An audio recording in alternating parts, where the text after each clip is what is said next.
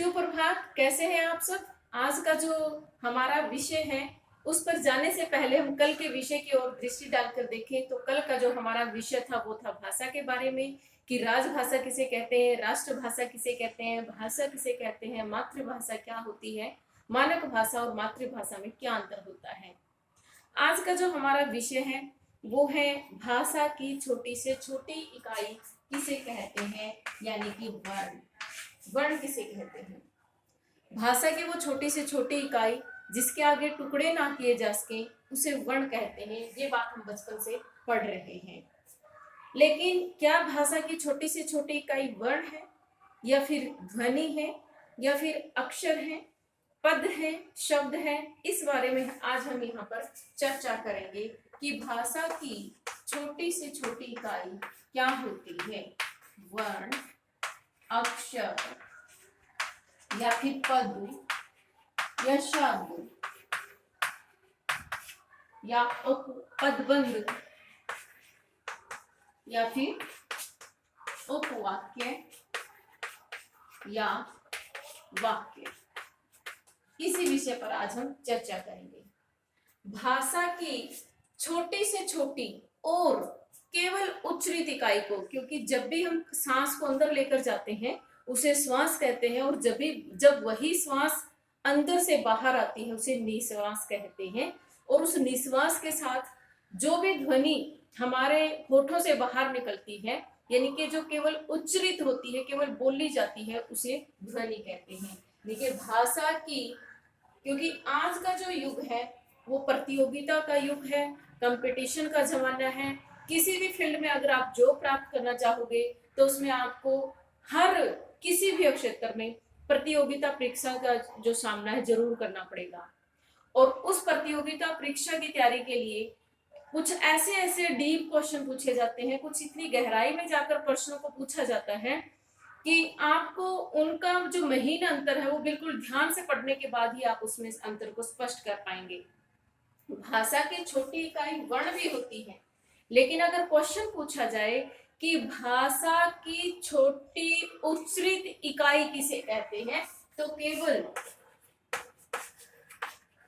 उच्चरित इकाई अगर लिखा है वो केवल उच्चरित सबसे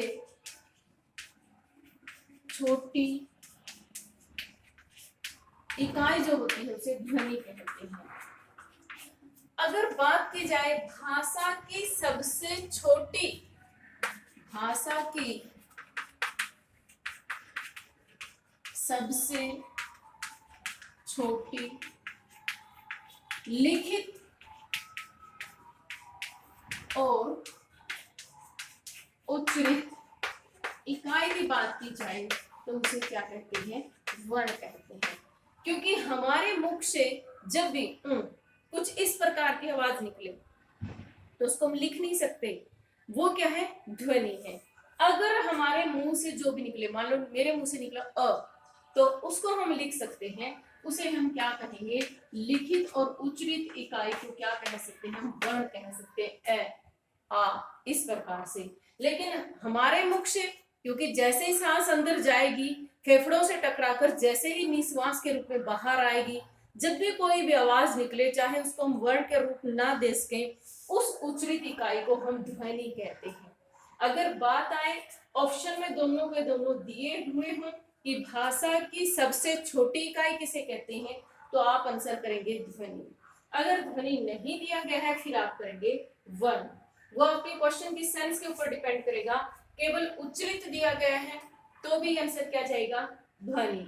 अगर क्वेश्चन पूछा गया है लिखित और उच्चरित और ऐसे में ऑप्शन दिया जाए ध्वनि का भी और वर्ण का भी, तब आप आंसर करेंगे वर्ण।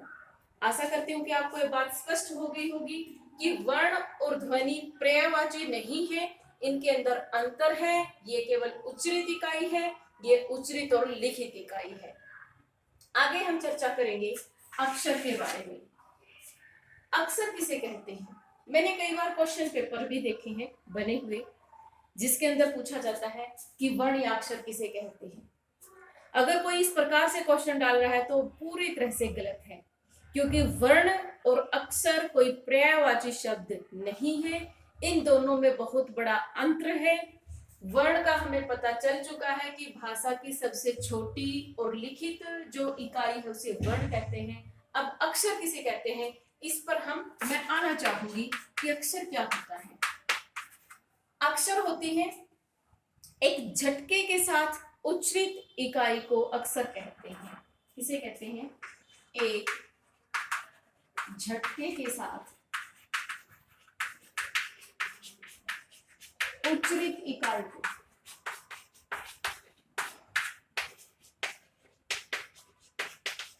अक्षर कहते हैं। कैसे, जैसे मैंने बोला एक अक्षर के अंदर कई वर्ण हो सकते हैं, एक वर्ण के अक्षर नहीं कह सकते। जैसे मैंने बोला पक्का, हमें बोलना है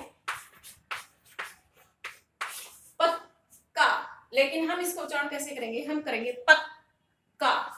ये एक अक्षर है, ये दूसरा अक्षर है, इसके अंदर एक वर्ण प है, एक वर्ण अ है, एक वर्ण क है। इसके अंदर 3 वर्ण दिए गए हैं। ये क्या है, ये जो इतना लिखा हुआ है ये एक अक्षर है, और ये जो का है जिसके अंदर क प्लस आ से जो बना है ये एक अलग अक्षर है। यानी कि सबसे जो छोटी इकाई केवल उच्चरित है उसे ध्वनि कहते हैं, उससे जो बड़ी होती है जो लिखित भी और उच्चरित भी दोनों होती है उसे वर्ण कहते हैं। और उससे अगली जो इकाई होती है यानी कि अक्षर जो होता है उसकी अगर डेफिनेशन के अंदर मुझे बांधना चाहे तो एक झटके के साथ उच्चरित इकाई को हम अक्षर कहते हैं। आशा करती हूँ कि ये तीनों बातें आपको अच्छी तरह से स्पष्ट हो गई होगी। आगे हम बात करते हैं पद के बारे में कि पद और शब्द क्या होता है। जैसे अगर अकेला लिखा हुआ है सुमन, तो ये क्या है, शब्द है। अगर लिखा हुआ है सुमन मेरा नाम है,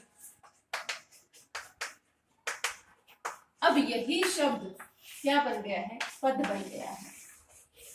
एक वाक्य के अंदर जब कोई शब्द आ जाता है तो उसी शब्द का नाम पद बन जाता है, और जब वही शब्द वाक्य से बाहर होता है उसे हम शब्द कहते हैं।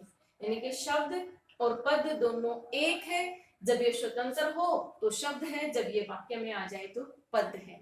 इन पदों के योग से पदबंध बनता है, पदबंध के जोड़ से पदबंध के आगे चले तो वाक्य बनता है, और वाक्यों के मेल से वाक्य बनता है, वाक्यों के मेल से अनुच्छेद बनता है, अनुच्छेदों के मेल से लेख बन जाता है, एक अध्याय बन जाता है, और अध्यायों को जब जोड़ दिया जाए तो एक पुस्तक बन जाती है, और जब पुस्तकों को इकट्ठा रखा जाए तो पुस्तकालय बन जाता है।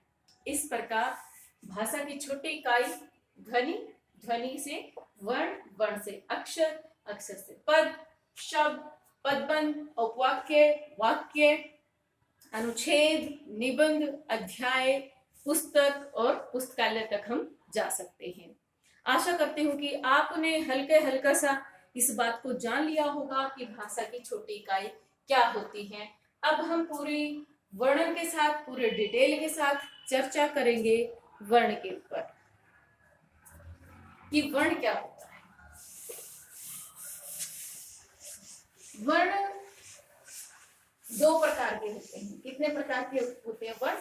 2 प्रकार के। कौन कौन से? स्वर और व्यंजन। वर्ण किसे कहते हैं? भाषा की छोटी लिखित और उच्चरित इकाई को। वर्ण के अगर प्रकार की चर्चा करें, बात करें तो वर्ण कितने प्रकार के होते हैं? 2 प्रकार के। एक होते हैं स्वर और एक होते हैं व्यंजन। स्वर किसे कहते हैं? आज का जो हमारा मुख्य विषय रहेगा वो हम चर्चा करेंगे स्वरों के ऊपर। स्वर किसे कहते हैं? जब निश्वास वायु है या जिन वर्णों के बोलते समय अन्य वर्णों की सहायता ना लेनी पड़े उन्हें स्वर कहते हैं। या जब भी हम उनको बोल लें तो निश्वास वायु बिना कुछ ज्यादा अवरोध किए, अवरोध तो होगा क्योंकि अवरोध के बिना तो आवाज ही नहीं होगी, और आवाज नहीं हुई तो फिर स्वर कहाँ से आ गए? अवरोध तो होगा लेकिन कम अवरोध का जहां सामना करना पड़े।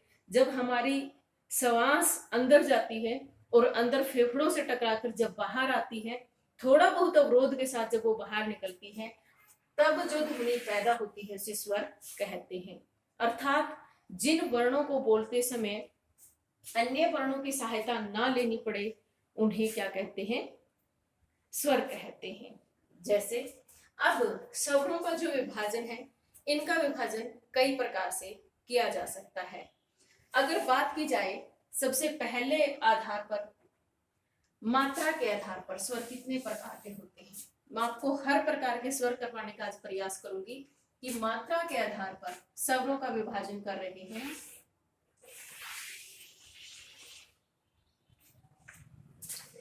मात्रा के आधार पर स्वर कितने प्रकार के होते हैं।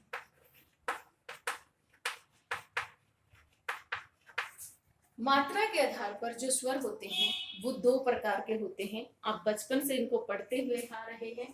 वो होते हैं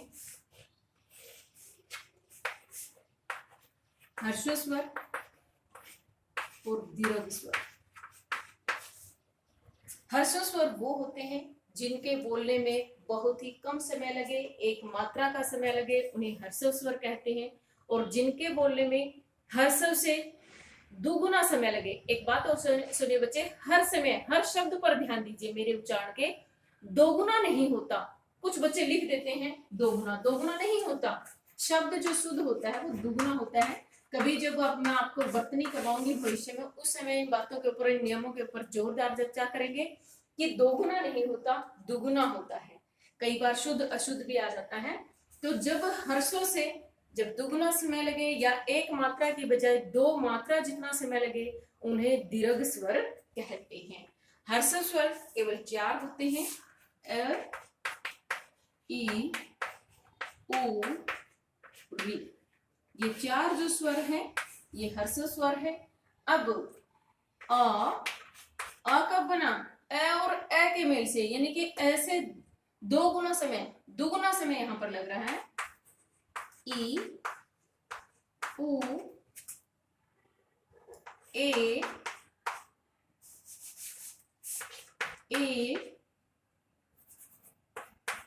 आई, ओ, औ।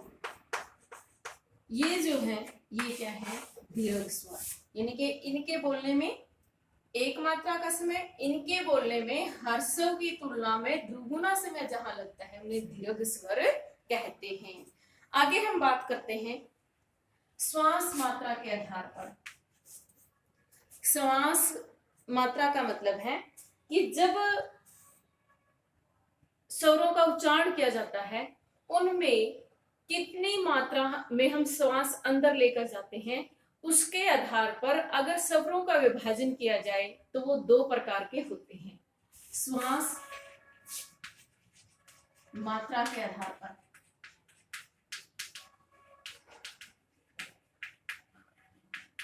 जो स्वर है वो कितने प्रकार के होते हैं, 2 प्रकार के।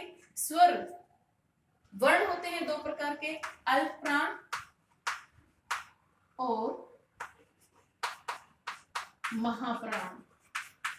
लेकिन जो स्वर होते हैं वो सारे के सारे जो स्वर हैं वो अल्प प्राण होते हैं। सभी स्वर किसमें आते हैं, अल्प प्राण में। श्वास मात्रा का मतलब है कि जब भी श्वास की मात्रा जो ली जाती है उनमें बहुत कम समय लगता है। इसके बारे में डिटेल से चर्चा की। महाप्राण, जब व्यंजनों का वर्गीकरण हम करेंगे उस समय पूरी तरह से आपको समझाया जाएगा कि अल्प प्राण में और महाप्राण में क्या अंतर होता है। तो दूसरा जो हमारा विभाजन था, पहला हमारा विभाजन था मात्रा के आधार पर, दूसरा जो हमारा विभाजन था वो था श्वास मात्रा के आधार पर। तीसरा जो विभाजन हम करेंगे वो है उत्पत्ति के आधार पर। उत्पत्ति के आधार पर वर्णों का विभाजन। उत्पत्ति के आधार पर जो कुछ होते हैं मूल स्वर और कुछ होते हैं संधि स्वर। मूल स्वर कौन से होते हैं, ए, ई, उ, री। ये जो 4 हैं ये मूल स्वर हैं। और जो बाकी इनके मेल से बने हों, इसके संधि स्वर के आधार पर भी ये जो स्वर होते हैं इनका जो विभाजन होता है ये दो प्रकार के होते हैं। एक होते हैं दीर्घ स्वर, दीर्घ स्वर, दीर्घ संधि स्वर। क्या होते हैं ये? दीर्घ संधि स्वर। और एक होते हैं संयुक्त संधि स्वर, संयुक्त संधि स्वर। अब दीर्घ संधि स्वर कौन कौन से होते हैं? आ, ई, उ, ये होते हैं दीर्घ संधि स्वर। क्यों? क्योंकि ए प्लस ए इन दोनों के मेल से क्या बना है? आ। ऐसे ही ई और ई के मेल से क्या बना है? ई। उ और उ इनके मेल से क्या बना है? बड़ा उ। अब जब ए और ई को जब मिलाया जाएगा इससे बनेगा ए। इसको बोलेंगे हम संयुक्त। जो ऐसे स्वर होते हैं उनको संयुक्त संधि स्वर बोलते हैं। जब दीर्घ बने, ए और ए से आ बने, ई और ई से ई बने, इनको दीर्घ संधि स्वर बोलते हैं। तो कौन से बचे हैं हमारे? ए, ओ और औ। ये चार क्या है हमारे? संयुक्त संधि स्वर। और ये क्या है हमारे? दीर्घ संधि स्वर। आशा है कि आपको समझ में आ रहा होगा। एक विभाजन किया हमने मात्रा के आधार पर, हर्ष और दीर्घ जो हम बचपन से पढ़ रहे हैं। दूसरा विभाजन किया है हमने श्वास मात्रा के आधार पर। पूरी तरह से अलग प्राण और महाप्राण पर हम चर्चा करेंगे व्यंजन पढ़ते हुए, लेकिन सब सारे के सारे जो स्वर है वो अल्प प्राण में आते हैं।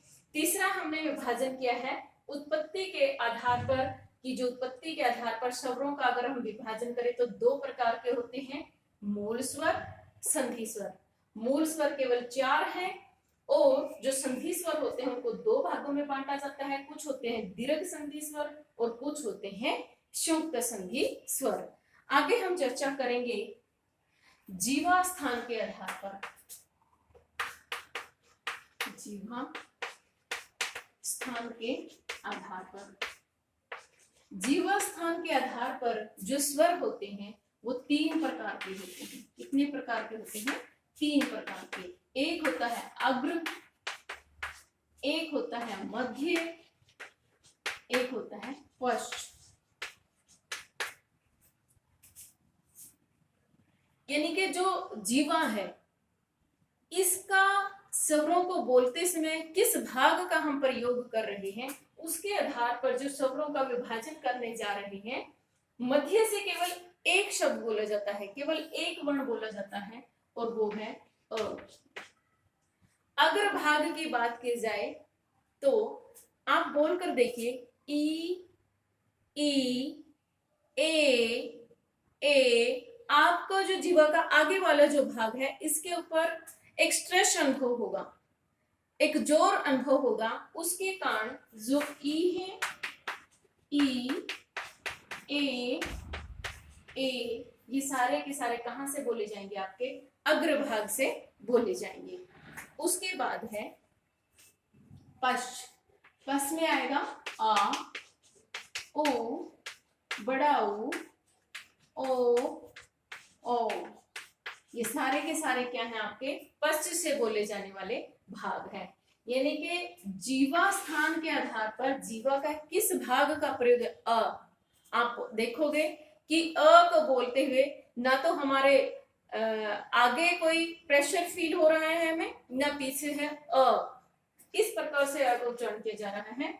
ई, ए जब बोलेंगे तो अग्र भाग में अ, अंदर से आवाज आ रही है, पीछे के भाग के ऊपर प्रेशर है, ओ, ओ। इस प्रकार से हम देखेंगे तो ये सारे के सारे ये क्या है? पश्च है। इनमें ये जो विभाजन मैं कर रही हूँ इनमें से कई विभाजनों के अंदर री जो वर्ण होगा उसका कई जगह आपको विभाजन नहीं मिलेगा। वो एनसीईआरटी की बुक्स के अंदर, व्याकरणों के अंदर, अच्छी व्याकरणों के अंदर भी उसका कोई वर्णन स्वरों के साथ नहीं किया गया है। इस बात का भी आप ध्यान रखें।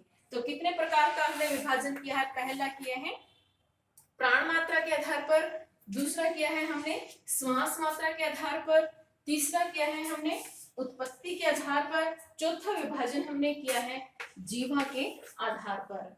इसके बाद आशा करती हूँ कि आपको जो मैं ये विभाजन करवा रही हूँ ये आपको समझ आ रहे होंगे। आगे हम चर्चा करेंगे कि मुख आकृति के आधार पर, मुख आकृति के आधार पर कि जब वर्णों का उच्चारण किया जाता है मुख की जो आकृति है वो किस प्रकार की होती है। एक होती है, इसके आधार पर जो वर्ण होते हैं वो 3 प्रकार के होते हैं, वृत्ताकार,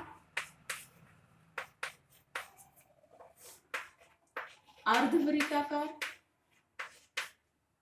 और अवृत्ताकार। वृत्ताकार में अगर ध्यान से देखा जाए तो उसमें आएगा ऊ, ओ, ओ। क्या आएगा? ऊ, ओ। आप देखोगे कि मुख की जो बनावट है वो किसकी तरह हो गई है? वृत्त की तरह हो गई है। इसलिए वृत्ताकार में केवल आपके क्या क्या आएंगे? ऊ और ऊ आएगा। अर्धवृत्ताकार में आएगा ओ और ओ, ओ, ओ और ओ। इसमें क्या हो गया? ऊ। यहां से अगर कोशिश करोगे तो हमारे होठों के ऊपर भी स्ट्रेस पड़ा होगा, जैसे ऊ, ऊ। और जब हम इसको बोलेंगे तो उसमें क्या होगा? ओ, ओ। इस प्रकार से। और बाकी जब जितने भी स्वर बच गए हैं उनमें अवृत्ताकार यानी कि ई, ई, री, ए, आई, जो भी बच गए हैं वो क्या है? अवृत्ताकार प्रकार का। जो मुख की आकृति का मतलब है जो हमारे मुख की शेप होगी, आकृति होगी, जो ढांचा होगा, जो बनावट होगी, उसके आधार पर स्वर कितने प्रकार के होते हैं? 3 प्रकार के होते हैं, वृत्ताकार, अर्धवृत्ताकार और अवृत्ताकार। सबसे अगर इंपॉर्टेंट की बात की जाए अब तक जो मैंने करवाए हैं जिनमें से बहुत अधिक क्वेश्चन उठने के चांसेस होते हैं आजकल की प्रतियोगिता परीक्षा के तहत, तो सुपर या वेरी इंपॉर्टेंट लिखिए जीवा के आधार पर। यहां से क्वेश्चन मैक्सिमम बार उठता है क्योंकि ये जो बातें हमने की है ना श्वास मात्रा के आधार पर, ये जो इससे पहले जो था कि मूल स्वर कौन से होते हैं उसके आधार पर जो हमने किया था, तो इनमें से शुरू दिन से क्वेश्चन आते रहे हैं। अब यहाँ फोकस कम हो गया है, अब नई चीजों के ऊपर फोकस ज्यादा हो रहा है जीवा स्थान के आधार पर, क्योंकि बहुत सारे व्याकरणों के अंदर जो बातें ये जो विभाजन है ये दिया ही नहीं गया है। तो अब तक जो मैंने 5 प्रकार बताए हैं, पांचों में से अगर सुपर इंपोर्टेंट मान कर चले, वेरी इंपोर्टेंट अगर किसी को माने तो जीवा स्थान के आधार पर कहा जा सकता है। मैं आपको साथ के साथ बताती रहूंगी, विभाजन हम हर प्रकार के करेंगे, लेकिन सबसे ज्यादा महत्वपूर्ण जो विषय है अब तक का जो हमने पढ़ा है वो सब उनमें सबसे ज्यादा है जीवा के आधार पर। आगे बात करते हैं हम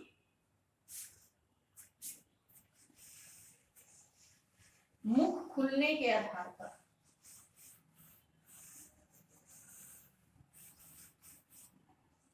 मुख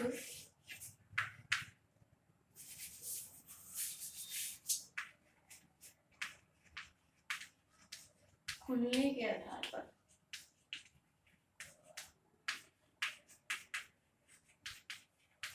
फर्स्ट नंबर पर वेरी इंपॉर्टेंट, सेकंड नंबर पर वेरी इंपॉर्टेंट।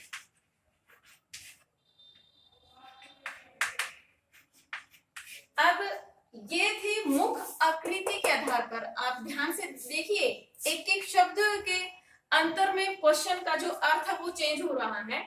ये है मुख आकृति के आधार पर और ये है मुख खुलने के आधार पर। इसके आधार पर जो वर्णों का विभाजन है, जो स्वरों का विभाजन है, स्वर 4 प्रकार के होते हैं। कितने प्रकार के होते हैं? 4 प्रकार के होते हैं। कौन कौन से? जैसे समृद्ध,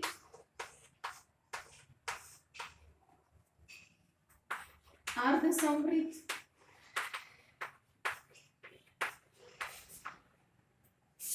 और नीचे लेकर जाएं तो वो हो गया अर्ध विपरीत और विपरीत। इनका मतलब क्या है? आपको ये शब्द बड़े भारी भारी से लग रहे होंगे, मैं याद करवाने के लिए बता रही हूँ, बिल्कुल इजी लैंग्वेज के अंदर, क्योंकि आपको समझ आने चाहिए, आपको लंबे समय तक याद रहनी चाहिए। इसके लिए मुझे जो भी तरीका यूज करना पड़े मैं वो करूंगी। तो इसके लिए आप शब्द यूज कर सकते हैं, जैसे ओपन, विपरीत का मतलब होता है ओपन, पूरा खुला, इस प्रकार से आप याद रख सकते हैं। या बिल्कुल हरियाणवी में बात करें तो पूरा मुंह जिसमें खुल जाए। समृद्ध का मतलब होता है बिल्कुल तंग, भीड़ा जिसको हम बोलते हैं, इससे जो ज्यादा यानी कि इस तंग से थोड़ा सा खुला हुआ वो होता है अर्ध समृद्ध। अगर इसकी बात की जाए तो ये होता है पूरी तरह से खुला, और ये होता है उससे थोड़ा सा कम खुला। इसके आधार पर जो स्वर होते हैं वो 4 प्रकार के होते हैं। समृद्ध का मतलब है, देखिए आप बोल कर देखिए, ई ओ। कितना मुंह खुला हुआ है? बहुत ही कम, इसलिए ये क्या है? समृद्ध। ई ऐसे नहीं करना, ई ऐसे नहीं, कैसे? ई ओ। तो समृद्ध कौन कौन से वर्ण हैं आपके? ई ऊ। आगे अगर हम चलें तो अर्ध समृद्ध की बात की जाए तो वो है आपके ए और ओ, ई ऊ। अब होगा ए ओ, इस प्रकार से। अब अर्ध विपरीत की बात कीजिए, आई ओ। इसकी तरह ये है ए ओ, आई ओ। और अगर विपरीत की बात करें तो वो क्या है? आ, यानी कि आ में क्या होगा? पूरी तरह से आपका मुंह खुल जाएगा। तो विपरीत क्या है? आ। अब बचा हमारा केवल एक वर्ण और वो है ए। क्योंकि हम हरियाणा प्रदेश के अंदर रहने वाले हैं और हरियाणवी प्रभाव कहीं ना कहीं हमें तो बचपन में ऐसे ही पढ़ा जाता था। ए नहीं है, ये क्या है? अ। क्या है ये? अ। इसका उच्चारण ए नहीं करना। तो ये कहाँ आएगा आपका? अर्ध विपरीत में। तो मैंने विभाजन किया, 4 प्रकार से हो चुका था हमारा, 5 प्रकार से और 6 प्रकार से मुंह खुलने के आधार पर। इनमें से जो कई प्रकार है वो हम बचपन से पढ़ते हुए आ रहे हैं। सबसे इंपॉर्टेंट बातें, एक दो बात मैंने यहाँ भी बताई, उत्पत्ति के आधार पर ये होते हैं, कुछ मूल स्वर होते हैं, अगर इसके आधार पर देखा जाए तो संधि स्वर होते हैं, ये भी हमने नई चर्चा की है। लेकिन मुझे मेरे अकॉर्डिंग अगर सबसे इंपॉर्टेंट कुछ बात पूछी जाए तो वो जीवा के आधार पर है और मुख खुलने के आधार पर है। अंतर को ध्यान से समझिए, ये मुख आकृति के आधार पर है, ये मुख खुलने की बात हो रही है कि मुख खुलने के आधार पर वर्ण कितने प्रकार के, स्वर कितने प्रकार के होते हैं? 4 प्रकार के। समृद्ध यानी कि बहुत ही तंग, बहुत ही कम। अर्ध समृद्ध तंग से थोड़ा सा खुला और ज्यादा। अर्ध विपरीत उससे थोड़ा सा और ज्यादा। विपरीत क्या होता है? पूरी तरह से ओपन। यानी कि अगर आप इसको याद रखना चाहें, जैसा भी आपका तरीका हो, किसी भी तरह से, आप हरियाणवी में याद रखिए, आप हिंदी में याद रखिए, आप इंग्लिश में याद रखिए, वो आपके ऊपर डिपेंड करता है। लेकिन अपनी मेमोरी के अंदर इसको आप कैसे स्टोर करोगे वो आपके ऊपर डिपेंड करता है। मैं तो सिर्फ तरीका बता सकती हूँ। इसको आप यहाँ पर क्लोज लिख सकते हो, यहाँ पर आप इसको ओपन लिख सकते हो, इसको हाफ क्लोज कर सकते हो और इसको ओपन, हाफ ओपन कर सकते हो। किसी भी तरह से आप याद रखिए। इसके बाद अगर विभाजन की बात की जाए तो वो है उच्चारण स्थान के आधार पर। उच्चारण स्थान के आधार पर।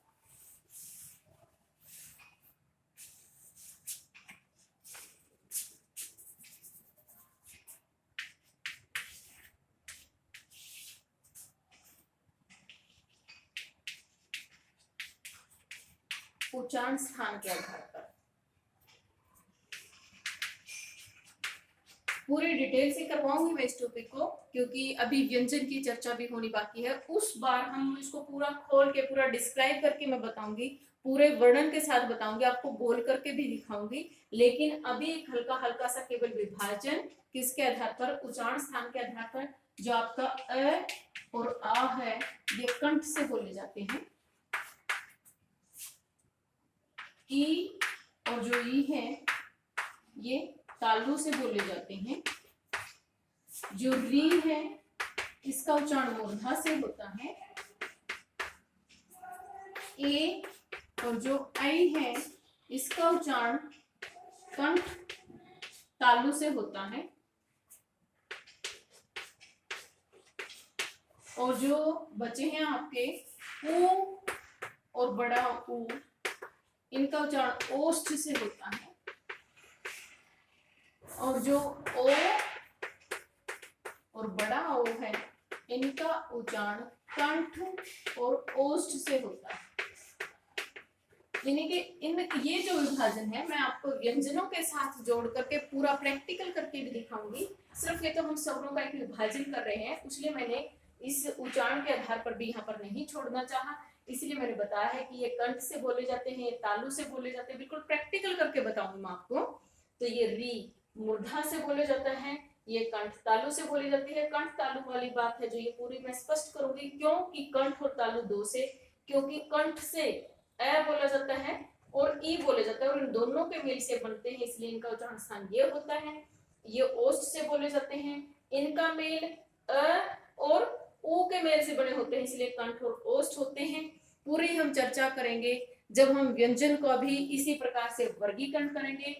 आशा करती हूँ कि आपको जो ये वर्ण का टॉपिक था, वर्ण में से जो स्वर का टॉपिक था वो समझ आ गया होगा। फिर भी अगर किसी बच्चे को समझ ना आए तो फिर से मेरे से पूछ सकता है, कमेंट करके पूछ सकता है, पर्सनल नंबर पर फोन करके पूछ सकता है। धन्यवाद।